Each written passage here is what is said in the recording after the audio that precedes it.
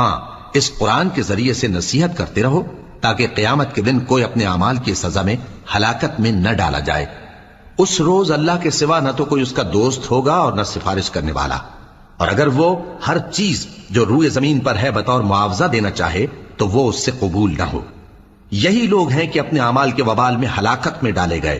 سو ان کے لیے پینے کو کھولتا ہوا پانی اور دکھ دینے والا عذاب ہے، اس لیے کہ کفر کرتے تھے۔ کہو کیا ہم اللہ کے سوا ایسی چیز کو پکاریں جو نہ ہمارا بھلا کر سکے نہ برا؟